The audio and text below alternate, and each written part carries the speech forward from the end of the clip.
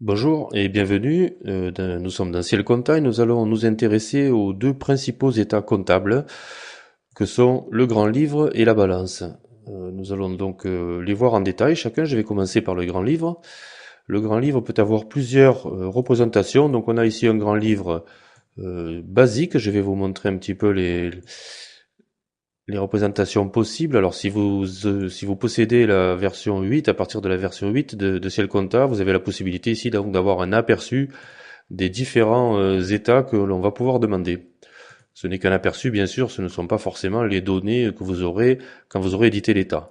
Donc le grand livre classique, c'est celui que l'on va examiner, et nous avons deux variantes, le grand livre avec quantité, donc il va comporter une colonne supplémentaire sur les quantités, quand on les gère, bien entendu, et le grand livre par échéance, pour toutes les écritures comportant des dates d'échéance, et uniquement celle-là, qui va prendre en compte non pas du coup la date de création de l'écriture, mais la date d'échéance, voilà, que nous avons dans cette colonne-ci. Nous avons des boutons qui sont communs aux états comptables, c'est-à-dire qu'on peut les imprimer d'ici directement, demander un aperçu à l'écran, ce que je vais faire, ou les convertir en fichier PDF ou Excel ou fichier texte, et également les envoyer par email. Je vais donc demander un aperçu de mon grand livre. Le paramétrage va se faire dans cette fenêtre. Tout d'abord la période de date pour laquelle on veut obtenir le grand livre. On va pouvoir isoler certains comptes ou certaines racines, donc de différentes façons. Par exemple, je pourrais ne demander que la classe client, tous les comptes, une série de racines, ou bien une plage de comptes ou une plage de racines. Donc ça peut être fait de façon extrêmement précise. On peut demander tous les journaux ou uniquement un des journaux dans notre grand livre, et un filtre sur les écritures en brouillard et en simulation que l'on peut avoir donc ou pas. Dans l'onglet plus de critères, nous avons encore différentes possibilités. On peut ne pas prendre en compte les comptes soldés qui du coup n'apparaîtront pas dans mon grand livre. On peut demander un saut de page par compte pour avoir une présentation un petit peu plus aérée. L'affichage des cumuls antérieurs en première ligne de chaque partie, donc les cumuls antérieurs au début de la période bien sûr. Un sous-total par sous-classe, un sous-total par mois et une centralisation éventuellement de certains comptes. Dernier filtre possible, ça concerne les écritures pointées et lettrées, qu'on peut décider de traiter dans notre grand livre ou pas. Voici donc ce que va donner mon grand livre. On a des codes de couleurs qui permettent de nous repérer assez simplement, donc une totalisation par classe.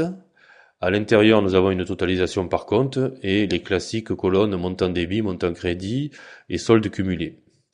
À savoir que ici, je vais naviguer de page en page puisque je vois que j'ai 4 pages et que je suis à la deuxième ici. Et en dernière page, nous avons une totalisation donc des colonnes.